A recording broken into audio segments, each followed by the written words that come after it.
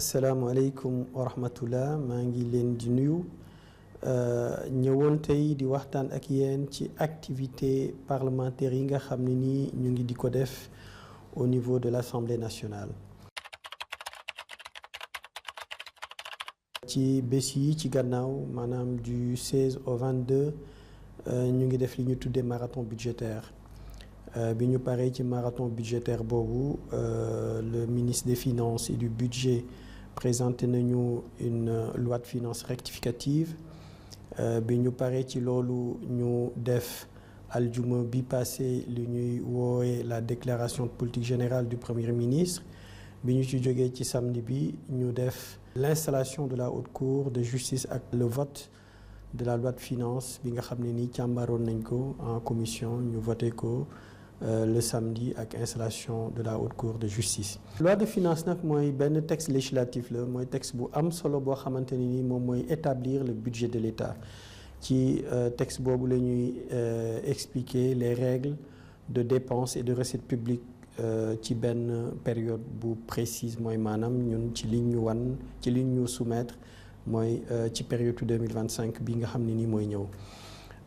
loi de finances boobu nag bi nga xamante ni nii le ministre des Finances et du Budget présenté na ko lu ñu ci relevé bëri na waaye du ñu mën a dugg lépp ci détails yi mais li ñu mën a jàpp mooy dépenses yi nga xam ne nii loi de finances boobu prévoir na ko pour 2025 dépenses yooyu mi ngi toll ci 6 milliards pour 2025 alors qu'en 2024 li loi de finances initiale boobu bi ñu voté woon en 2023 prévoir woon mi ngi toll woon ci 5755 milliards donc gis nañ ne budget bi dépenses yi plutôt yokku na par rapport à 2024 bu ñu ñëwee ci recettes yi aussi recettes yi nga xam ne nii loi de finances initiale wu 2025 bi prévoir mi ngi toll ci 5014 milliards contre 4915 milliards donc là aussi ñu mën a constater que recettes yi aussi yokku na par rapport ak 2024 bu ñu ñëwee ci le produit intérieur brut bi nga xam ne nii moom la état bi di xaar ci liggéey bi mu liggéey ci wàllu loi de finances boobu ak activités yi nga xam programme yi nga xam ne nii bëgg nañ ko dérouler donc ñoom dañu jàpp ni mën nañu toll de PIB boobu mën na dem ci 8,8 contre en 2024 6,7 donc ñu mën a gisit ne ci ñoom li ñuy xaar produit intérieur brut boobu mooy gën a yokk maanaam richesse bi mooy gën a yokk que li nga xam ne nii moom la ñu doon xaar en 2024 ñu ñëw aussi ci déficit bi it yokku na déficit bi ñuy xaar ñoom mu ngi toll ci 2300 milliards mu correspondre à 11% du PIB xam nañ ne aussi les critères de convergence de l'UEMOA li muy fixé li muy xaar ci état yëpp mooy seen déficit mu bañ a toll 3% wu budget wu PIB bi li ñu gis nag kon mooy 11% yi nga xam ne ni moom la état du Sénégal di xaar ci maanaam déficit boobu mooy déficitu 2300 milliards bi nga xam ne nii moom la ñu yaakaar ne déficit bi dana ko yegg déficit boobu méngoowul ak li nga xam ne nii moom la critère de convergence UEMOA fixé muy 3% puisque les 2300 milliards correspondent à 11% du PIB donc loolu nekk na loo xam ne nii war nañ ko joyanti et le ministre des Finances et du Budget wax na ne bokk na ci liggéey bi ñuy def mooy nu ñuy consolider les finances publiques ba nga xamante ne nii déficit boobu fii ak 2027 dina dem ba toll ci 3% mooy critère de convergence li critère de convergence UEMOA imposé donc foofu la ñu jëm ci liggéey bi donc nag bi nga xam ne nii waxtaane nañ ñu présenté ñu loi de finance boobu mooy nekk dépense yi nga xam ne nii moom la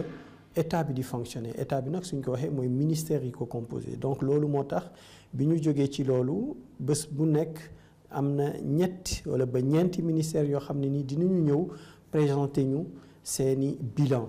bu ñu présenter seen bilan wu année 2024 liñ ci réalisé yëpp bu ñu ko présenté ba pare soog a ñëw wax ñu ci budget bi ak les différentes orientations yi nga xam ne ni moom la ñuy jël ci 2025 bi pour mën a réaliser ku ci nekk budget bi ñu la alloué. bu ci génnee di nga gën a comprendre ministère yi nu ñuy doxalee ak orientation yi nga xam ne nii ci année bi di ñëm 2025 bi jël nañ ko. Donc mu nekk une activité très enrichissante bu lay dimbali yow en tant que parlementaire ci li nga xam ne nii moom la askan bi di xaar. bi ñu paree ci marathon budgétaire boobu nga xam ne nii ñu ngi ko doon def au niveau de la commission des finances et du contrôle du budget élargi, le ministre des finances jox nañu soumettre nañu li ñuy wax une loi de finances rectificative. mooy maanaam c'est une loi boo xam ne ni dafay rectifier loi de finances initiale bu 2024 waaye nag pour loolu mën a am ñetti conditions mooy réunir. bi ci jëkk mooy l'équilibre budgétaire ou financier défini par la loi de finances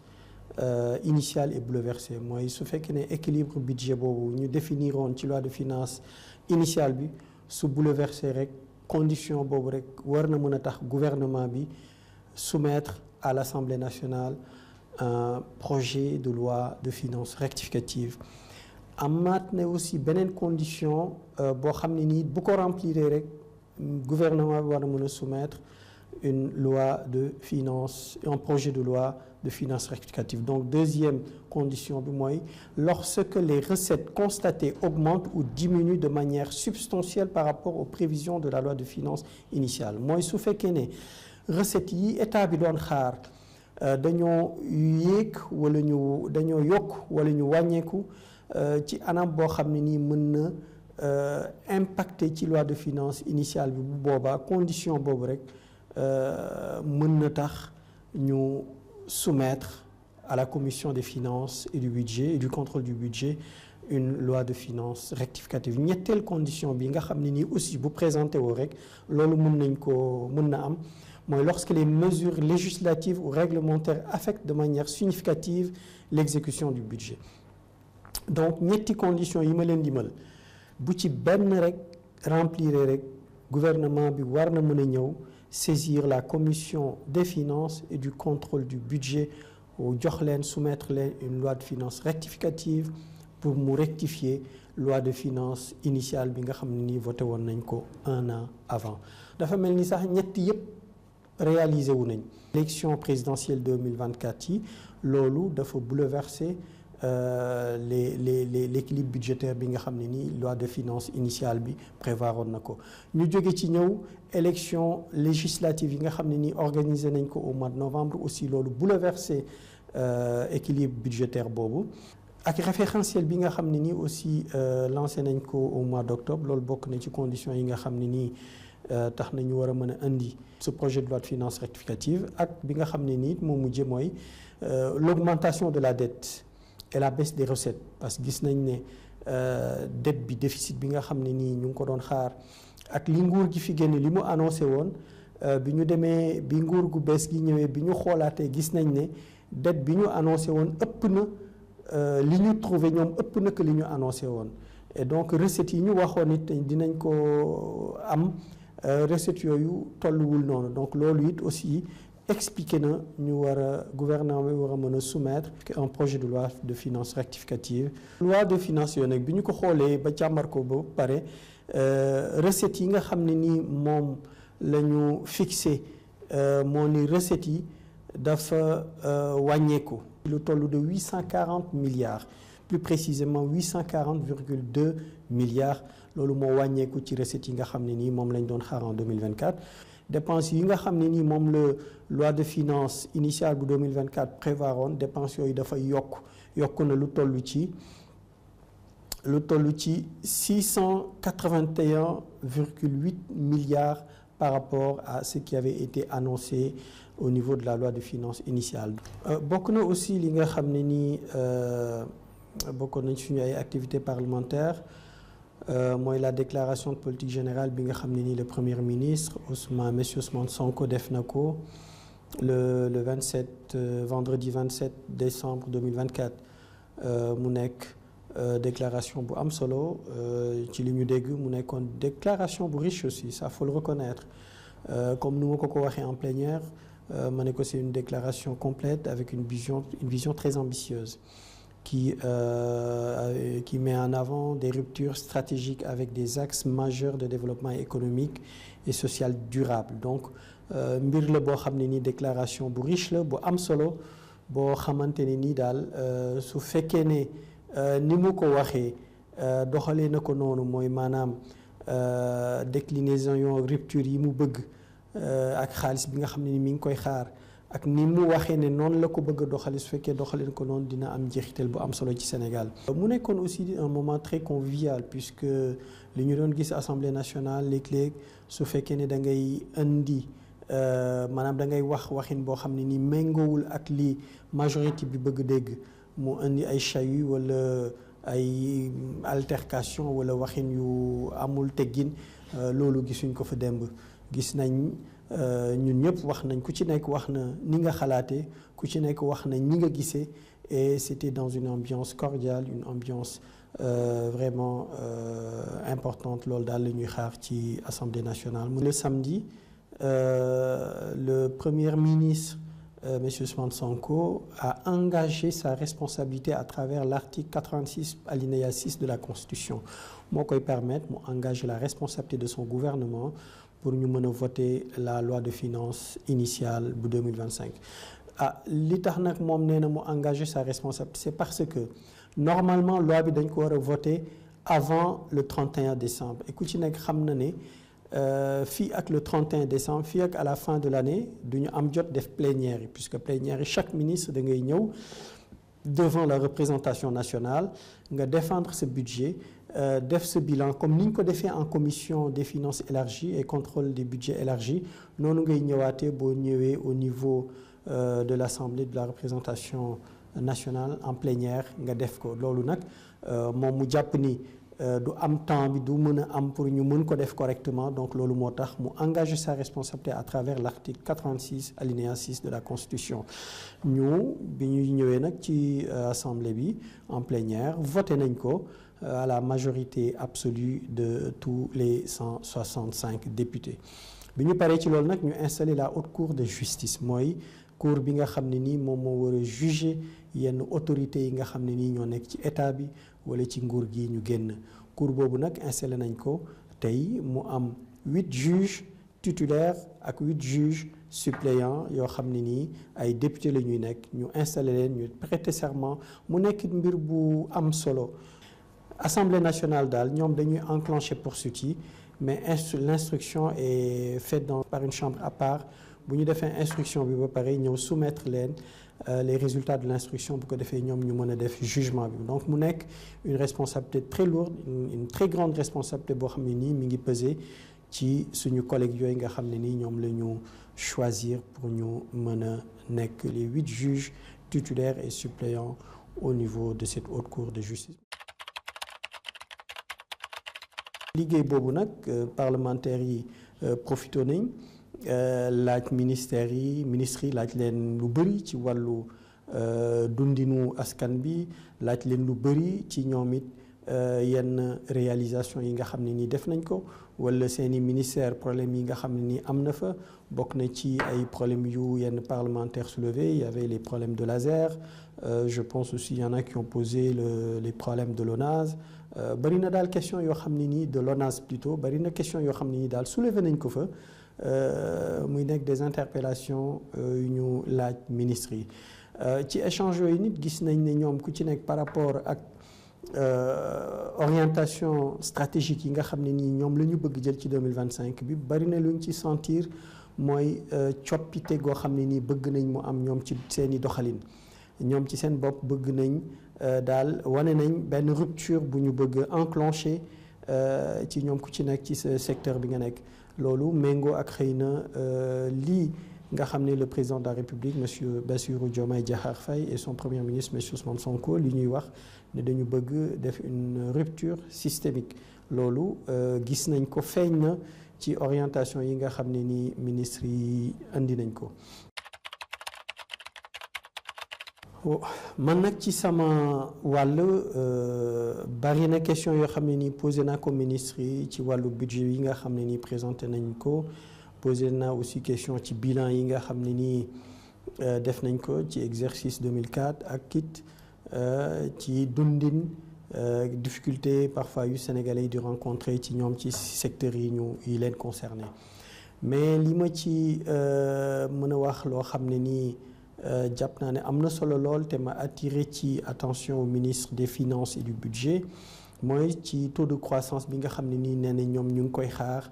mu nekk un taux de croissance à 8,8 te taux de croissance boobu dañ koy xaar grâce aux recettes yi nga xam ne nii ñu ngi koy xaar ci pétrole bi ak ci gaz bi ma ne leen loolu de mën na nekk waaye nañ ci xaw a def tuuti attention parce que ku ci nekk xam na ne taux de croissance boobu bi ñu koy calculer dañu bàyyi xel le prix du baril du pétrole te ku ci nekk xam na ne prix barilu pétrole bi dafa volatile maanaam day yéeg di wàcc boo ci yokkee tension yi nga xam ne nii am na au niveau international mooy tension guerre bi nga gis ne bi nga xam ne nii ñu ngi koy gis entre la Russie et l'Ukraine guerre bi nga xam ne nii am na it fait au Moyen-Orient entre Israël et Palestine plus précisément à Gaza ak guerre bi nga xamante ne nii gis nañ ko entre Israël ak le Hezbollah ak jafe-jafe yi nga xam ne nii relevé nañ ko avec le départ de Bachar al-Assad ak bi mujj mooy l'avènement du nouveau président des États-Unis Donald Trump donc yooyu yëpp nekk mbir yoo xam ne nii mën na am impact ci prix wu barilu pétrole bi mën na tax mu wàcc ba nga xam ne nii espérance bi nga xam ne nii maanaam yaakaar bi ñu amoon ci baril bi duñu ko gis donc ce qui fait que nag loolu bu amulee mën na tax déficit boobu maanaam gap boobu nga xam ne nii war nañ ko combler puisque loolu dañ ko prévoir ci budget bi gap boobu bu boobaa dañuy nar a obligé dem di lebi ci marché financier yi te boo ko lebee ci taux d'intérêt bu xaw a yéeg dafay am répercussion ci déficit bi dafay yokk déficit bi et en même temps dafay yokk charge de la dette donc loolu yëpp mu nekk loo xam ne nii wax naa ministre des finances et du budget ñu bàyyi ci xel waaye moom it mu wax ma ne ma loolu bu demee ba amit am na benn provision boo xam ne nii dañ ko teg de côté pour lu mel noonu ñu ngi ko estimé à 90 000 milliards ma jàppit ne même loolu du doy puisque 10% du budget moom la ñuy xaar ci recette hydrocarbures yi donc nekk na daal loo xam ne nii bàyyiloon naa ko ci xel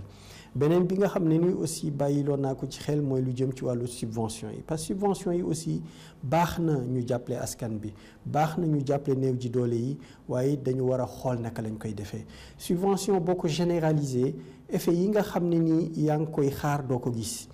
parce que boo gisee ni ñu doxalee ci wàllu carburant bi ñu def une subvention généralisée ci wàllu énergie bi ñu def une subvention généralisée te études yi nga xam ne nii am na ñu ko def bi ñu ko jàngatee li ñu ci gis mooy subvention yooyu ñi mu gën a profité mooy ménage mooy maanaam kër yi nga xam ne nii am nañu ñooñu la subvention yi gën a profité que ñi nga xam ne nii mooy néew ji doole yi carburant su fekkee ne c'est une subvention généralisée ñëpp la mën na nekk ki am alal lool mën na nekk it ki nga xam ne nii c'est les ménages moyens ñi nga xam ne ni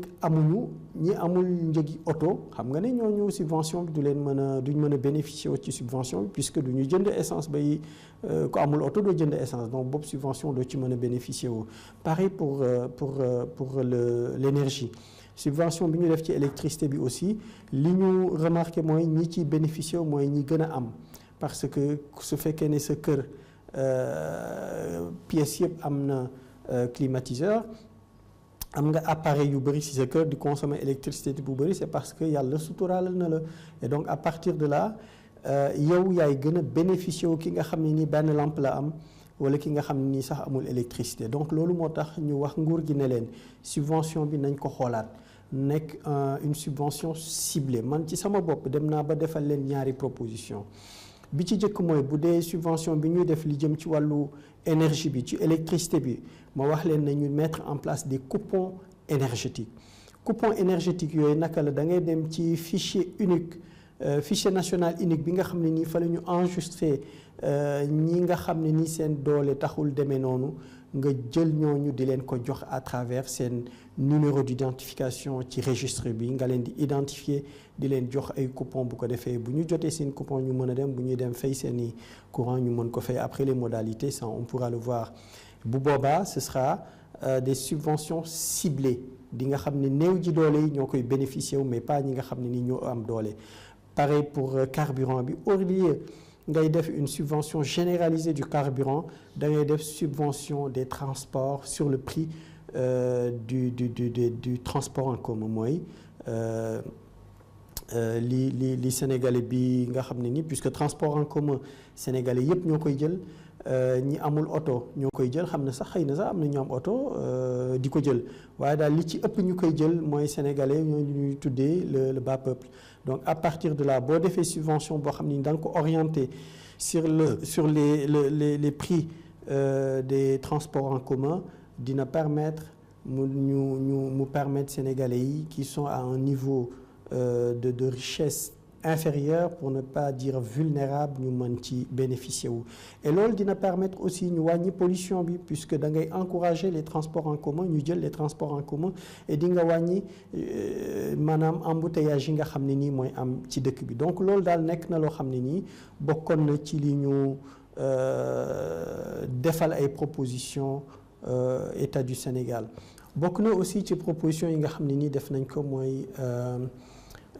l'installation du comité d'évaluation des politiques publiques nga xam ne ni loolu c'est l'article 32 bis du règlement intérieur moom moo ko prévoir. Pour que le Parlement joue pleinement son rôle de contrôle de l'exécutif il faut lu mel noonu ñu mën ko mettre en place. Donc loolu moo tax en plénière je l'ai suggéré au président de l'Assemblée nationale et au bureau politique wax leen ne leen farata la ñu mettre en place ce comité d'évaluation bi nga xam ne nii moom mooy évaluer les politiques publiques. Loolu mu nekk loo xam ne nii war nañu dimbali dana dimbali le pouvoir exécutif ci action yi nga xam ne nii moom lay mener. Bokk na ci aussi lu ma proposé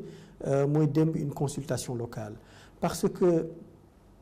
li nga xam ne nii moom la nguur gi bëgg a mettre en place wala nguur gi bëgg a utiliser en termes de financement alternatif am na solo lool mooy les patriotes bonds ñu ko doon woowee antérieurement les diaspora bonds mais loolu aussi wax naa ministre des finances ma ne ko wax naa ko it d'ailleurs démb le premier ministre ma ne ko loolu lu am solo la. C'est innovateur et Sénégal lu mel noonu la soxla waaye jafe-jafe bi ma ci gis moo di amul benn étude boo xam ne nii def nañ ko au préalable pour mën a mesurer l'efficacité de ce mode de financement alternatif. Amuñu ci visibilité te it xamuñu yan genre mécanisme la ñuy mettre en place pour pouvoir capter ces transferts wala pour pouvoir élargir cette assiette de financement alternatif. Donc loolu moo tax ma ne ko nag comme mbir la boo xam ne nii li muy laaj li ngeen soxla ci xaalis bëri na te am na ci loo xam ne nii il faut ngeen am ko xëy na rapidement. Donc loolu moo taxoon ma proposé woon ko ñu def une consultation locale boobu consistera à regrouper tous les experts parce que Sénégal bëri na ñoo xam ne nii seen xam-xam dafa màcc lu jëm ci wàllu finance publique. Bari na ci cabinet yoo xam ne nii loolu mooy seen liggéey. Donc bu ñu regrouper tous ces cabinets là wala ñi gën ci cabinet yooyu ñi ci gën a xarañ ak experts yi ci gën a xarañ it ñu boole leen ak la société civile boole leen aussi avec les universitaires parce que am na ñoo xam ne nii seen liggéey mi ngi màcc ci wàllu boobu ñu nekk ay universitaires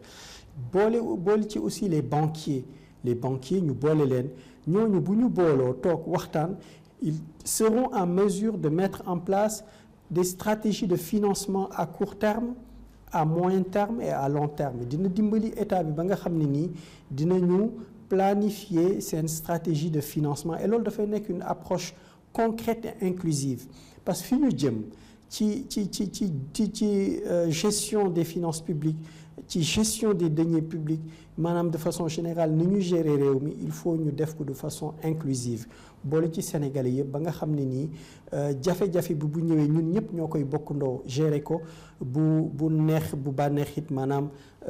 résultat yu baax yi bu ñëwee ñun ñëpp ñoo koy bokkandoo gérer ko donc loolu daal nekkoon na proposition bu ma defal le ministre des Finances et du Budget ak le Premier ministre. Maintenant libre à eux d'en prendre compte ou xëy na sax du ñàkk am nañu ñoom xalaat yu ëpp solo loolu ma leen wax du ñàkk it xëy na dañu duggul ci détails yi waaye xëy na am nañu daal xalaat yu gën a am solo. Mais man en tant que parlementaire sama rôle mooy lépp loo xam ne ni gis naa ni ci li ma xam war nañ ko yokk wala war nañ ko xoolaat wala war nañ ko gën a améliorer ma wax leen ko. Maintenant libre à eux d'en prendre compte ou de ne pas en prendre compte. ci semaine yi di ñëw nag dina bokk ci ay questions écrites bëri na ci yoo xam ne nii bind nañ ko sax ba pare li des rek mooy ñu déposer ko au niveau de l'Assemblée pour ñu mën ko transmettre les ministres les ministères yi nga xam ne nii ñoom la concerné. Donc loolu mu nekk loo xam ne nii daal moom la ñu def te it bëgg nañ suñu jógee fii dem un peu partout au niveau du Sénégal pour essayer de rencontrer les Sénégalais, pour essayer de rencontrer les travailleurs, rencontrer bépp couche bu nekk ci askan bi di rencontrer ay difficultés ñu xool it naka lañ leen mën a jàppale seen i doléances seen i difficultés nu ñu koy répertorier ñëw transmettre ko ministre yi nga xam ne nii ñoom lay concerné. Donc loolu it bokk na ci li nga xam ne nii bëgg nañ ko def ci bés yi di ñëw incha allah su neexee yàlla.